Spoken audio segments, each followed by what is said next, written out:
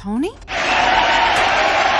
You shouldn't be in here. And you shouldn't be off risking your life. And how do you know what I've been doing?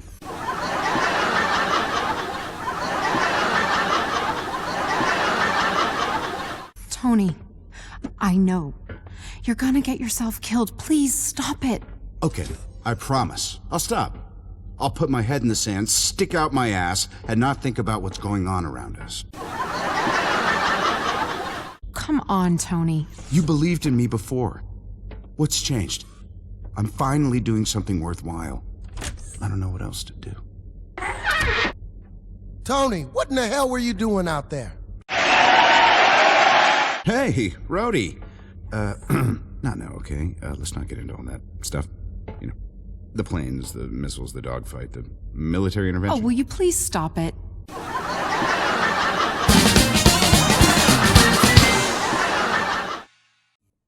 Before we go any further with this video, I gotta provide some context. I didn't expect to cover the Iron Man game, but I just had to make this alongside my thinking bout for Minority Report. I was expecting to use Iron Man gameplay as a counterpoint for good movie tie-in games, but after going through it, I can't do that anymore because the Iron Man game isn't bad. It's an almost good game. I'm playing the PS2 version of the game, which was released concurrently with the PS3 and Xbox 360 versions. Looking at footage from the PS3 port, there's definitely differences in the graphics, but there are also changes as to how the levels are laid out between the ports. But they all seem to more or less share the same cinematics. I was expecting to dump on the flight controls, but once you get the hang of it, it becomes second nature to hover around the arena and circle strafe targets. If it feels like your weapons aren't doing enough damage against mechanical enemies, just get up in their faces and beat their asses. Melee is pretty effective despite its laughable range. You can press L2 to cancel your jets and go into freefall. If you do this from a great height, you can cause shockwaves that'll damage the enemy. I don't think this attack is necessary, to be honest. It's kind of like Death from Above in Saints Row 4, where a move takes up a button that could be better used for a more useful mechanic. Meeting new people? Since L1 is mapped to ascend, I'd rather L2 be used to descend, so that I could have more control over Tony's 3D movements, instead of just pressing forward on the left stick and using the right stick to determine the height. Iron Man's core mechanic is the ability to redirect the energy his arc reactor pumps into his suit to 3 systems: propulsion, armor, and weapons. Switching the power to focus on one system enhances its abilities at the expense of burning out the other systems at a faster rate. Full propulsion allows Tony to fly faster than his normal speed. Full armor allows Tony to absorb a greater amount of damage than usual. And full weapon redirects the energy he expends from his repulsors to his unibeam. Full armor is handy in a pinch, when you're overwhelmed by the amount of enemies on the screen and need to eat some more hits until you can find a safe spot to recharge all of your energy. Full propulsion is really only handy in later missions when you're trying to cover a large distance and don't have the patience for it. Full weapon isn't really that handy. If I were to make the game today, the unibeam shouldn't be tied to the weapon system, and should instead be used as like a finishing attack on enemies and bosses. Switching to full weapon should have buffed the repulsors, like allowing for rapid fire or charged shots that don't lock Tony in place. Triangle lets Tony swap out his active weapons, which are divided into 3 slots: repulsors, ballistics, and rockets. Repulsors are the only weapons that use up energy and level up on their own as the game progresses. You can only fire a few shots early on, but by endgame, the repulsors can throw out more shots before running out of energy. Ballistics can be switched out as you get upgrades. Later upgrades increase the ammo capacity, range, and damage. The same goes for rockets. You can restock your ammo by using crates in the field. I think the gameplay would flow better if enemies dropped ammo pickups instead, because the animations to open crates can take you out of the game. The upgrade mechanic is pretty basic. You destroy Stark weapon caches scattered about the levels, and when you acquire enough tech, or gain enough XP by defeating enemies, you get upgrades to various weapons. Typically, newer upgrades are objectively better than older gear, with one major exception that I'll bring up later in this video. Combat is pretty simple, thanks to the very forgiving aim assist. My 3 criticisms for combat are that there should be a dedicated lock-on button to allow for greater control over which target you want to prioritize. Also, melee should have had combos that linked with Tony's repulsor beams. Hell, some combos could even have the unibeam as a finisher. Lastly, I think ballistic weapons should be able to fire on their own without having to go into an animation where Tony raises his arm. I can see a mounted shoulder weapon that tracks enemies based on where the player aims a reticle on the screen, kind of like the pods in Nier Automata. The levels are appropriately large and expansive to take advantage of Tony's flight mechanics. Sometimes larger areas lead into smaller, more intimate arenas, only to open up again. The levels vary between marathoning a long distance to completing tasks in a hub-like arena. Some levels focus on superstructure type enemies, and sometimes the level itself is the opponent, and that's really cool. One level had an Ubisoft style follow this target until you reach this spot mission that thankfully didn't become a common gimmick. The leash on the target was too short, and I got way too used to this alert. Sir, the truck is getting away. Sir, the truck is getting away. Sir, the truck is getting away.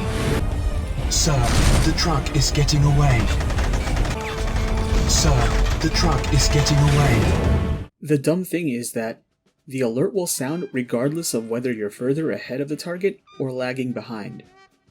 The target is on a set destination, so I assume it was easier to code a volume trigger around the target that would activate the alert if the player was too far away. Interior areas disable Tony's afterburners, which means you can't fly through those sections. It's most likely a design decision that was made to prevent the camera from going crazy due to the player going too fast in a tight room. You can still press X to do a quick dash through those arenas, which also serves as a sort of quick step for Tony to avoid attacks. Watching the game's story after all these years created an interesting look at how much more open the MCU was back then, when it wasn't so bogged down in the continuity that later films have encumbered on the franchise. Tony's newfound endeavor to break away from arms manufacturing angers his biggest customer, the Magia, which is Marvel's version of the Mob. The Magia arc ends with Tony facing off with a colossal aircraft that's pretty much a shield helicarrier in all but name. This game came out before the Avengers, so it's cool to see it introduce that concept first. The latter half of the game focuses on Advanced Idea Mechanics, or AIM, which happens to be the organization that Tony faces in Iron Man 3. In this game, AIM looks more like their comic versions, with their boxy heads. Sadly, there's no MODOK here, but the game tries to spice things up with other human bosses. These boss fights aren't very good. With one exception, they don't take advantage of the gameplay's strengths, which is more about volley of fire in a large arena instead of focusing down one target.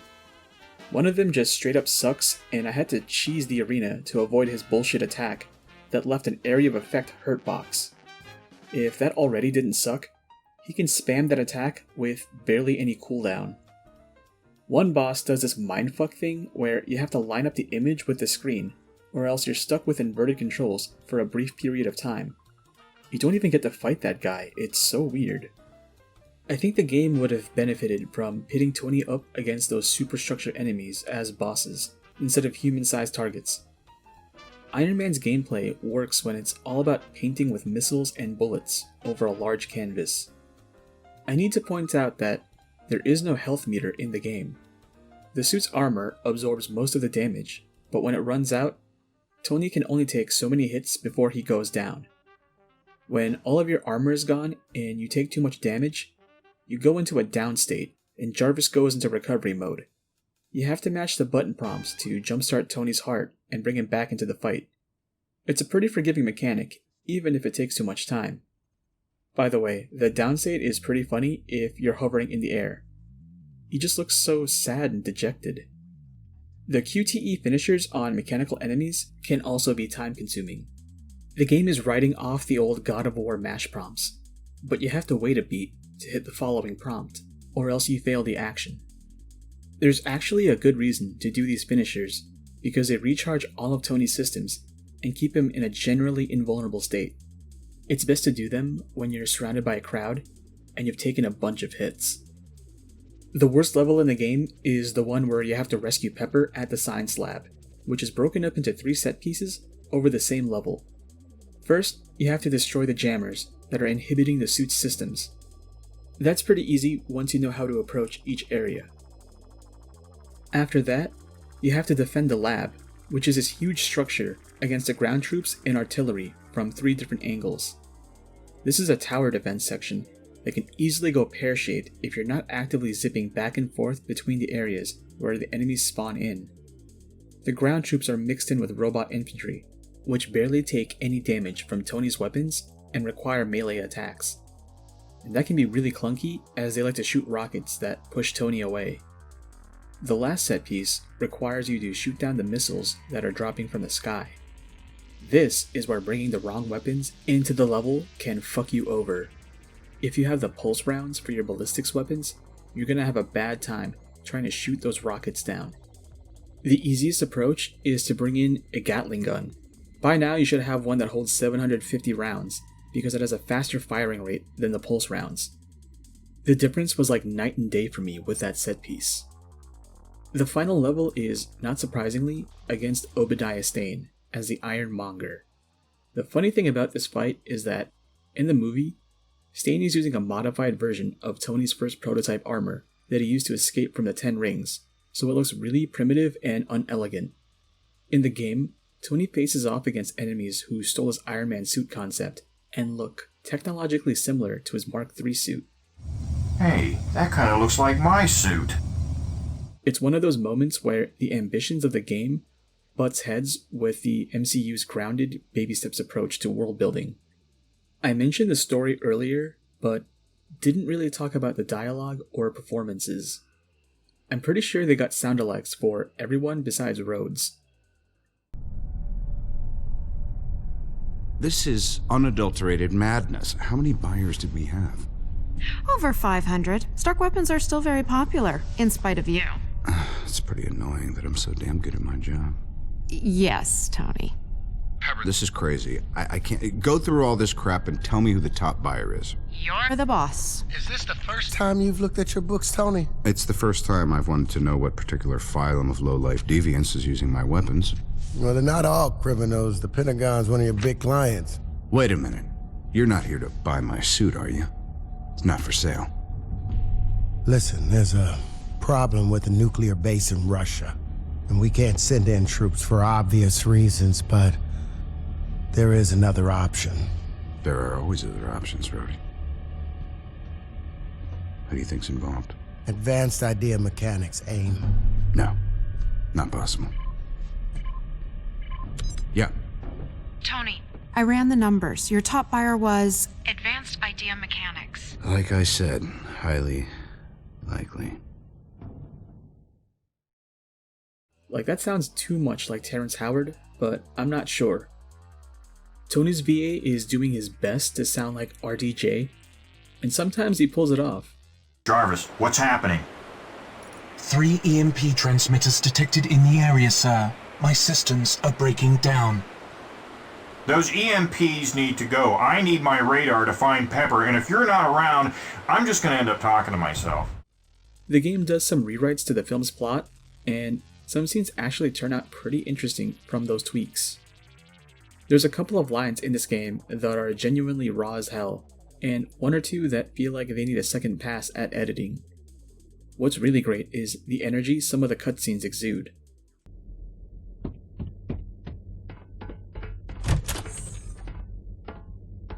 Tony? You shouldn't be in here. And you shouldn't be off risking your life. And how do you know what I've been doing? Tony, I know. You're gonna get yourself killed. Please stop it. Okay, I promise. I'll stop. I'll put my head in the sand, stick out my ass, and not think about what's going on around us. Come on, Tony. You believed in me before.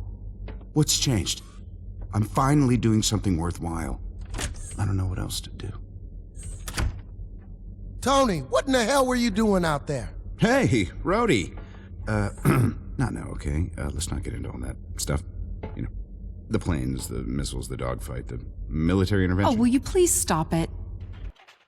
I can't even describe what I'm feeling when I watch this clip. It's so chaotic. Some cutscenes hold shots way longer than they should. I'm not sure if that's part of the game or a quirk in PCSX2. Not surprisingly, this game seems to have the same War on Terror vibe as Metal Wolf Chaos, with Tony monologuing about how important it is to destroy all of the weapons he created that are in criminal possession. I wish it had that same zeal for wantonly destroying entire cities that Metal Wolf so clearly enjoys. This game definitely expects the player to have watched the film before playing it, because a lot of things are left out of the story. Also, the first level has this set piece, and I love it.